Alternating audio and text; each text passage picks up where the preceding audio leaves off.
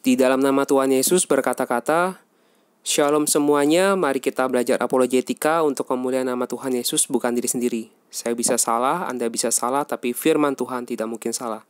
Sebelum saya melanjutkan video tentang Injil Kerajaan Allah ya, sekarang saya mau selingin satu video dulu dengan judul Siapakah yang dimaksud dengan Yesus yang lain? Mengapa?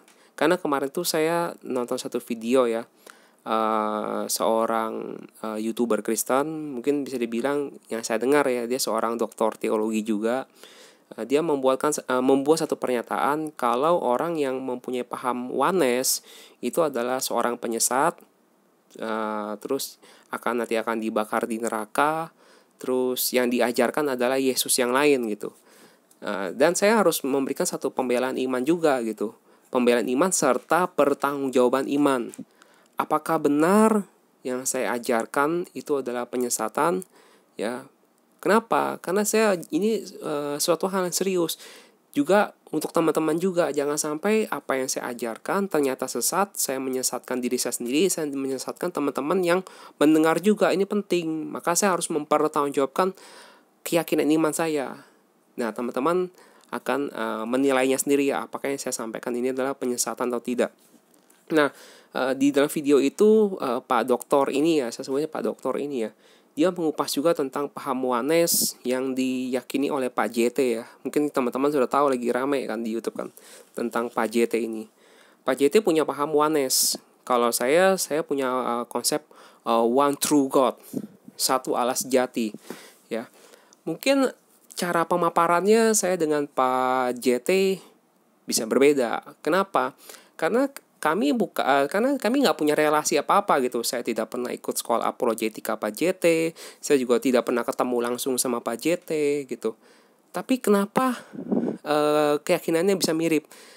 Nah, saya jelaskan dulu ya. Sebenarnya saya mengenal tentang konsep one true God ya tentu saja dari latar belakang gereja saya sendiri, dan gereja saya sudah berdiri lebih dari 100 tahun yang lalu gitu, dan sudah mengajarkan tentang konsep Allah yang esa ya, bukan sesuatu yang baru.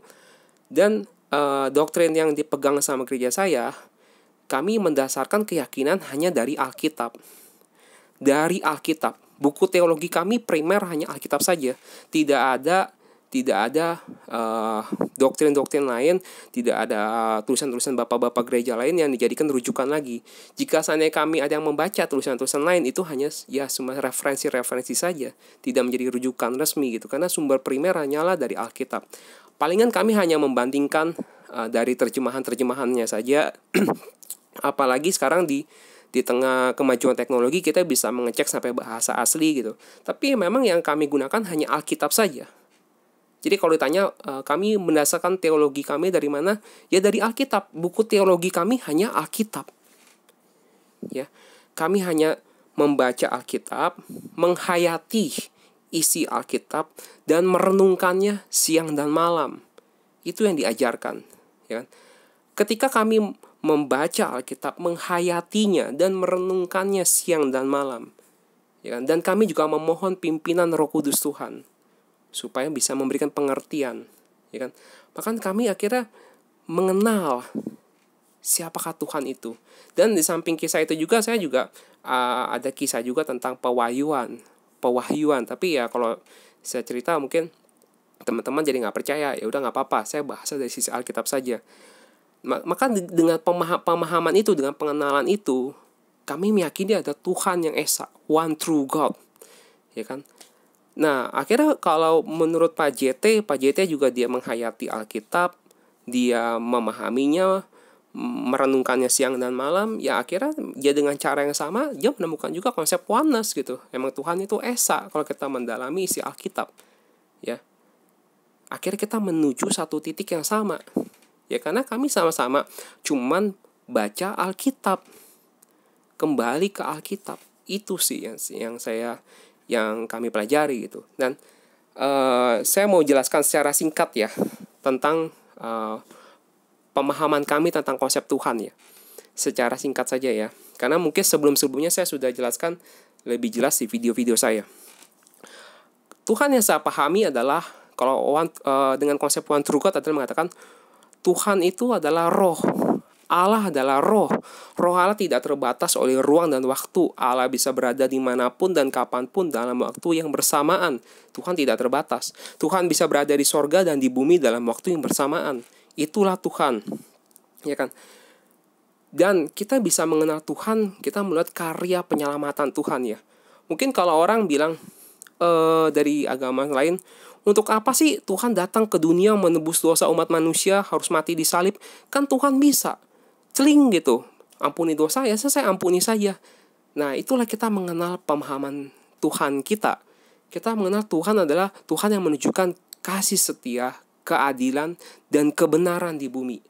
Karena dia menunjukkan keadilan dan kebenaran, maka setiap dosa dan kesalahan manusia harus memperoleh ganjaran dan hukuman.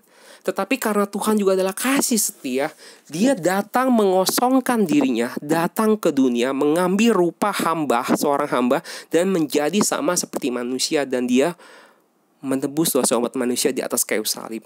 Tapi di waktu bersamaan dia sedang bertahta dalam kerajaan sorga. Itu nama Tuhan yang tidak terbatas oleh ruang dan waktu. Tuhan di waktu bersamaan bisa menjadi visible God, Tuhan yang dapat dilihat. Di waktu bersamaan juga dia tetap menjadi Tuhan yang invisible God, Tuhan yang tidak dapat dilihat, ya kan? Mungkin orang bertanya ya, kalau Yesus itu Tuhan, kenapa Yesus harus taat? Kenapa ada hal-hal di ayat-ayat di Alkitab menunjukkan ketaatan Yesus?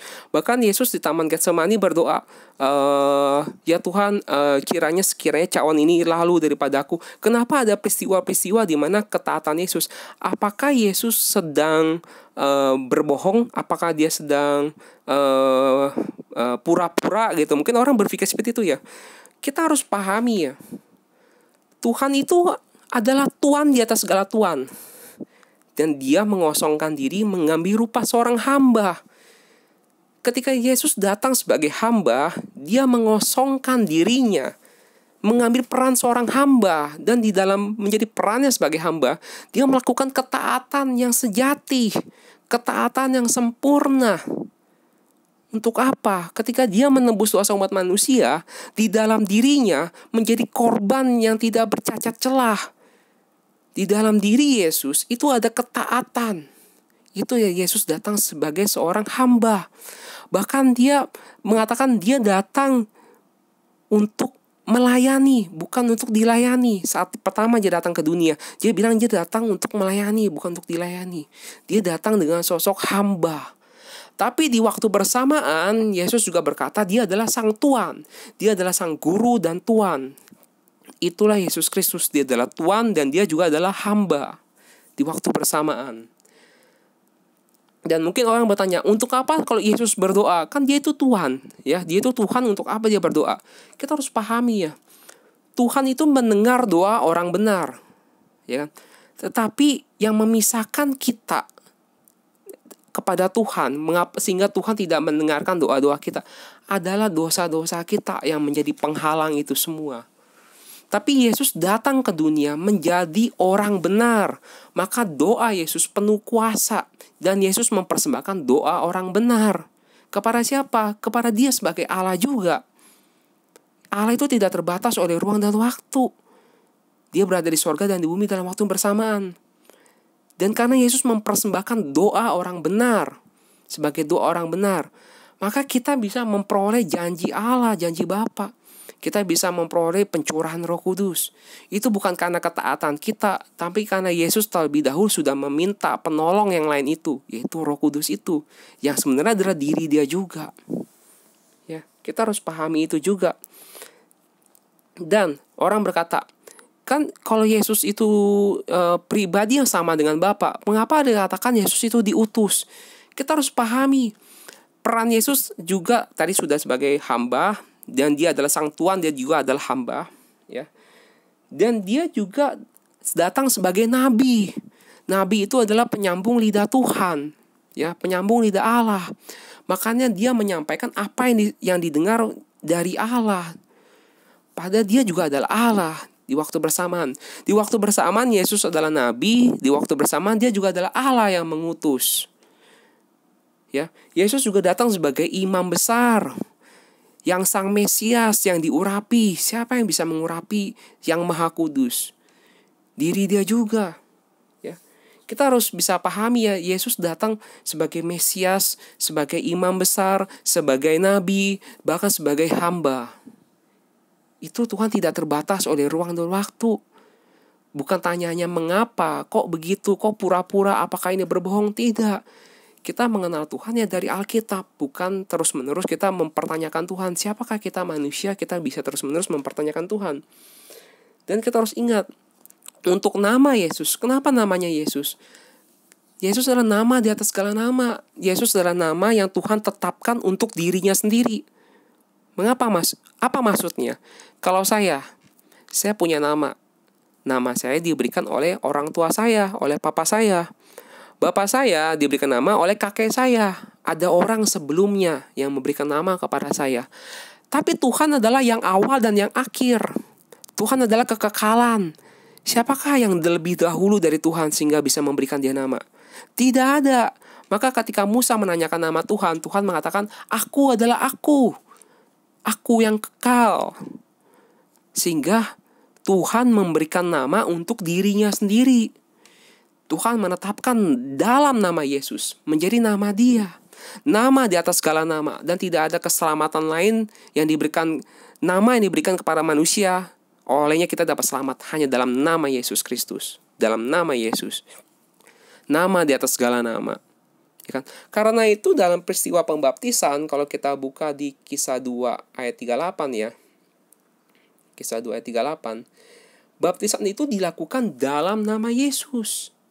Aplikasinya, ya kan? Karena kita mengenal nama Bapa, nama Anak, dan Roh Kudus itu. Nama Bapa, Anak, dan Roh Kudus itu hanya satu nama, yaitu Yesus Kristus. Nama di atas segala nama. Tuhan yang menetapkan nama bagi diri Dia sendiri. Dan di dalam nama Yesus ada keselamatan. Nah, dan kita juga pahami, Roh Yesus juga adalah Roh Kudus. Yesus datang sebagai anak Allah. Roh Allah yang maha tinggi datang ke dalam kandungan Maria. Maka anak yang dilahirkan Maria disebut anak Allah. Dalam statusnya sebagai anak Allah, Yesus datang. Ya kan? Kalau orang bertanya ya, kalau orang bilang Yesus bukan Roh Kudus. Kalau Yesus bukan Roh Kudus, Roh Yesus roh siapa? Apakah ada 3 roh yang lain? Apakah rohnya berbeda? Kita harus ingat, ada satu peristiwa di Alkitab di mana Yesus dihujat ya. Ada orang menghujat Yesus, mengatakan Yesus mengusir setan dengan kuasa Beelzebul. Terus apa perkataan Yesus? Orang Farisi tersebut sedang menghujat Roh Kudus. Mengapa orang Farisi itu menghujat Roh Kudus? Kan yang dia hujat kan Yesus. Nah, di sini Yesus menegaskan roh kuasa di dalam diri Yesus itu adalah Roh Kudus. Roh Yesus ya Roh Kudus. Siapa yang berani bilang kalau Roh Yesus itu bukan Roh Kudus? Apakah berani bilang kalau ada roh yang berbeda? Ya, kita buka ke Efesus 4. Kita menyatakan dengan jelas, satu tubuh dan satu roh. Sebagaimana kamu telah dipanggil kepada satu pengharapan yang terkandung dalam pengharapanmu, satu Tuhan, satu iman, satu baptisan. Kita hanya mengenal satu pribadi Tuhan. Kita mengenal satu roh. Allah itu adalah roh. Dan inilah Allah yang kita kenal. Satu Allah dan Bapa dari semua, Allah yang di atas semua dan oleh semua dan di dalam semua. Ya. Jadi yang kami kenal adalah one true God. Tuhan yang tidak terbatas oleh ruang dan waktu. Tuhan yang bisa berada dimanapun dan kapanpun dalam waktu bersamaan. Dia datang sebagai hamba dan dia juga adalah sang Tuan. Dia datang sebagai nabi, tapi dia juga adalah Allah yang mengutus. Dan Alkitab mencatat jelas Allah itu adalah Bapa. Ya. Jika kita mengakui Yesus adalah Allah, artinya kita juga mengakui Yesus adalah Bapa. Itu kan sebenarnya mudah untuk dipahami. Dan sekarang saya mau ke poinnya ya, tentang tuduhan mengajarkan Yesus yang lain. Kita buka dulu ke 2 Korintus 11 ya, ayat 3 sampai 4 ya. 2 Korintus 11 ayat 3, tetapi aku takut kalau pikiran kamu disesatkan dari kesetiaan kamu yang sejati kepada Kristus. Sama seperti Hawa diperdayakan oleh ular itu dengan kelicikannya. Ayat keempat, sebab kamu sabar saja jika ada seorang yang datang memberitakan Yesus yang lain daripada yang telah kami beritakan, atau memberikan kepada kamu roh yang lain daripada yang telah kamu terima, atau Injil yang lain daripada yang telah kamu terima. Ya, jadi tuduhan Pak Doktor itu adalah saya dan orang yang berpaham oneness itu sedang mengajarkan Yesus yang lain. Ya, apakah benar demikian? Ya, mungkin saya nggak pakai sebutan oneness, one true God lagi ya, tapi kita ngambil ke inti poinnya. Yang saya yakini dan mungkin juga Pak JT yakini adalah kami percaya Yesus adalah Bapa, Bapa adalah Roh Kudus adalah Bapa, Roh Kudus adalah Yesus. Tidak ada pengkotak-kotakan. Kita nggak mengkotak-kotakan Tuhan. Kita percaya ada Bapa, Anak, dan Roh Kudus. Kami percaya. Dan semuanya itu satu di dalam Yesus Kristus. Kita percaya semuanya satu. Bapa adalah Yesus, Yesus adalah Roh Kudus adalah Bapa. Ya. Dan menurut Pak Doktor tadi, pemahaman tadi yang menganggap Bapa adalah Anak, Bapa adalah Yesus, Yesus adalah Roh Kudus adalah Bapa. Menurut Pak Doktor tadi, kalau saya nonton dari video itu dapat disimpulkan, katanya menurut dia itu adalah Yesus yang lain. Nah, kita akan fokus itu ya. Benar gak pemahaman itu adalah tentang Yesus yang lain? Apakah mengakui Yesus dan Bapa, Yesus dan Roh Kudus dan Bapa itu semua adalah satu, itu adalah tentang Yesus yang lain? Nah, itu yang kita akan bahas ya. Apakah benar demikian? Nah, saya maju dulu ya ke 2 Korintus 13 ayat 14 ya. 2 Korintus 13 ayat 14 di sini dikatakan, kasih karunia Tuhan Yesus Kristus dan kasih Allah dan persekutuan Roh Kudus menyertai kamu sekalian. Nah, di sini kan disebut ya, ada Yesus Kristus dan kasih Allah dan persekutuan Roh Kudus menyertai kamu semua. Loh, 3 pribadi kan disebut, ada kata dan ya. Pertama ya, saya harus jelaskan lagi supaya orang tidak salah paham. Konsep one true God itu mengakui memang ada Bapa, Anak, dan Roh Kudus. Jangan sampai orang salah paham. Kenapa? Karena itu jelas di Alkitab. Ada Allah, ada Yesus, ada Roh Kudus. Itu jelas di Alkitab. Bahasanya bahasa Alkitab. Kami nggak mungkin menyangkal Alkitab. Kami menerima Alkitab apa adanya. Benar, ayat ini tulis demikian. Tapi kita pahami dulu apa yang dimaksud dengan persekutuan Roh Kudus ya. Kita lihat ya, ini kan ada persekutuan Roh Kudus ya. Kita buka ke 2 Korintus ayat 1. 2 Korintus ayat 1 ayat 22 ya. Ya, kita buka ayat 22. Ya. Terus dari 21 ya. Sebab Dia yang telah meneguhkan kami bersama-sama dengan kamu di dalam Kristus adalah Allah yang telah mengurapi. Ya, ayat 22. Memeteraikan tanda miliknya atas kita dan yang memberikan Roh Kudus. Ya, memberikan Roh Kudus di dalam hati kita. Ya, saya ulangi ya, memberikan Roh Kudus di dalam hati kita sebagai jaminan dari semua yang telah disediakan untuk kita. Jadi di sini Alkitab mencatat kalau Roh Kudus diberikan untuk tinggal dalam hati kita. Roh Kudus ya. Ya, Roh Kudus ya. Kita buka ke 2 Korintus. Saya masih ngomong di 2 Korintus ya. 2 Korintus 13. 2 Korintus 13 ayat 2 Korintus 13 ayat 5 ya. Kita buka ya. Ujilah dirimu sendiri. Apakah kamu tetap tegak dalam iman?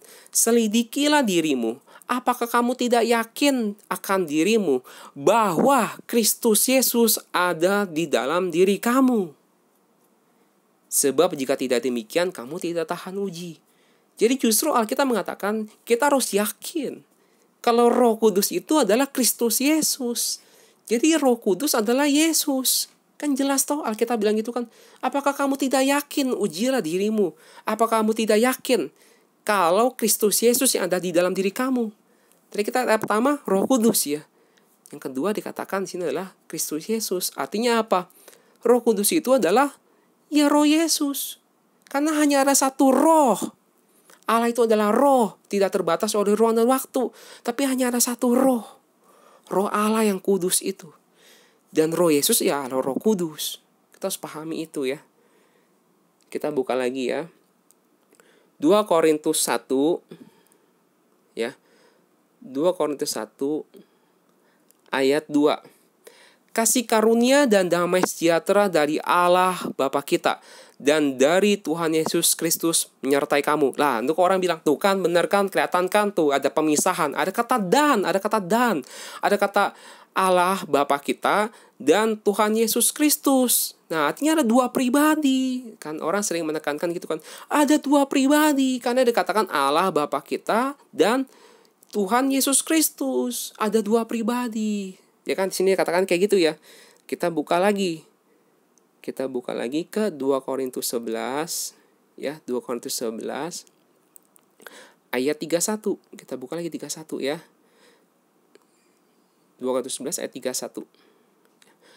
Allah yaitu Bapa dari Yesus, Tuhan kita yang terpuji sampai selama-lamanya, tahu bahwa aku tidak berdusta. Kita ambil atasnya ya. Allah yaitu Bapa dari Yesus. Tuh kan dikatakan lagi Allah Bapa dari Yesus. Artinya beda pribadi. Kan orang seringkali menyimpulkan demikian ya. Pertama kita harus tegasin ya. Yang dimaksud dengan Allah itu adalah Bapa. Bapa itu adalah Allah. Itu jelas, itu dari Alkitab ya. Dan kita jangan gunakan pikiran kita untuk memahami antara Bapa dan anak ya. Karena Alkitab mengatakan dengan jelas, orang-orang yang dipimpin oleh Roh Allah itu adalah anak-anak Allah. Yesus yang adalah Allah datang ke dunia, mengosongkan dirinya, mengambil rupa hamba dan menjadi sama seperti manusia. Dan dia datang ke dunia oleh Roh Kudus. Roh Allah yang maha tinggi datang ke dalam kandungan Maria, sehingga Maria bisa mengandung meskipun dia belum bersuami karena kuasa Roh Kudus itu. Dan Roh Yesus adalah Roh Kudus. Itu jelas. Yesus sebagai sosok manusia, sebagai visible God, sebagai gambar Allah, di dalam diri Yesus, di dalam Roh Yesus, itu adalah Roh Kudus. Dan sebagai sosok manusia Yesus adalah anak Allah. Tapi di waktu bersamaan, dia juga adalah Bapa di sorga. Ya, Yesus adalah gambar Allah. Sebagai anak Allah, dia adalah gambar Allah. Kita buka ke 2 Korintus 4 ya. 2 Korintus 4 ayat 3 sampai 4. Jika Injil yang kami beritakan masih tertutup juga, maka ia tertutup untuk mereka yang akan binasa, yaitu orang-orang yang tidak percaya, yang pikirannya telah dibutakan oleh ilah zaman ini, sehingga mereka tidak melihat cahaya Injil tentang kemuliaan Kristus, yang adalah gambaran Allah. Kristus adalah gambaran Allah. He is the image of invisible God. Maka ketika Filipus bertanya, Tuhan tunjukkanlah rupa Bapa kepada kami. Yesus mengatakan barang siapa sudah melihat Yesus, dia sudah melihat Bapa. Karena Bapa diam di dalam diri Yesus. Di dalam diri Yesus adalah Roh Kudus. Ya Roh Bapa itu sendiri. Karena gak ada kita bilang pisah-pisah mengkotak-kotakan Tuhan, tidak. Kalau kita, tadi saya masih berbicara dalam konteks 2 Korintus ya, supaya jelas, saya tidak lompat-lompat, masih dalam surat 2 Korintus. Sekarang saya ngambil ke surat Kolose ya. Kolose 1 ayat 15 ya. Kolose 1 ayat 15, ia adalah gambar Allah yang tidak kelihatan. Ini berbicara tentang Tuhan Yesus. He is the image of invisible God. Yang sulung. Artinya apa? Gambarnya yang sulung. Sebelum Allah menciptakan alam semesta ini, Allah yang adalah roh, dia membentuk gambaran untuk diri dia sendiri. Ya kan? Bahkan manusia diciptakan menurut gambaran Allah. Manusia diciptakan menurut sesuai dengan gambar Allah. Ya kan? Karena di dalam dialah telah diciptakan segala sesuatu yang ada di sorga dan yang ada di bumi, yang kelihatan yang tidak kelihatan, baik singgasana maupun kerajaan, baik pemerintah maupun penguasa, segala sesuatu diciptakan oleh Dia dan untuk Dia. Oleh Dia dan untuk Dia. Maka orang sering bertanya, kok Yesus berdoa? Masa dia berdoa untuk diri dia sendiri? Ya apa yang aneh? Segala sesuatu diciptakan oleh Dia dan untuk Dia. Sebab Tuhan itu satu. Hanya ada satu Tuhan, Ehad. Adonai Ehad. Ya, Tuhan yang esa. Ia ada terlebih dahulu dari segala sesuatu, dan segala sesuatu ada di dalam Dia. Ya. Tadi diciptakan oleh Dia loh, oleh Yesus diciptakan segala sesuatu. Ialah kepala tubuh, yaitu jemaat, ya, yaitu gereja, ya. He is the head of the body, the church, gereja, ya. Yang sulung, ia adalah kepala tubuh, yaitu jemaat, yang ialah yang sulung yang pertama bangkit dari antara orang mati, sehingga ia yang lebih utama dalam segala sesuatu. Karena seluruh kepenuhan Allah berkenan diam di dalam Dia. Jadi kita harus pahami, ya, Yesus dalam statusnya sebagai anak Allah, Dia adalah gambaran Allah, dan kepenuhan Allah. Roh Yesus itu adalah roh Allah. Di dalam diri Yesus itu kepenuhan Allah. Tapi di waktu bersamaan, roh Allah juga bertahta dalam kerajaan sorga. Sebab Allah adalah roh. Dia tidak terbatas oleh ruang dan waktu. Dia bisa berada dimanapun dan kapanpun dalam waktu yang bersamaan. Kita harus bisa memahami hal itu. Kalau kita buka ke Kolose 2 ayat 8, ya. Maka saya bilang, kalau kami mempelajari Alkitab, kami bukan cari baca sana sini, apa kata pakar ini, apa kata pakar itu, apa kata teolog ini, apa kata teolog itu, apa kata bapak-bapak gereja zaman dulu begini. Tidak, kami hanya punya buku teologi yang bernama Alkitab. Kita percaya Alkitab itu adalah firman Tuhan yang hidup.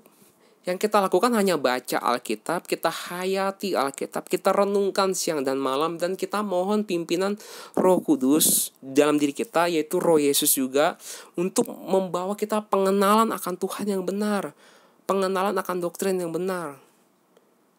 Dan kita percaya Tuhan yang memelihara sisanya. Tuhan yang memberi kita pengertian. Kolose 2 ayat 8. Ya, hati-hatilah supaya jangan ada yang menawan kamu dengan filsafat yang kosong.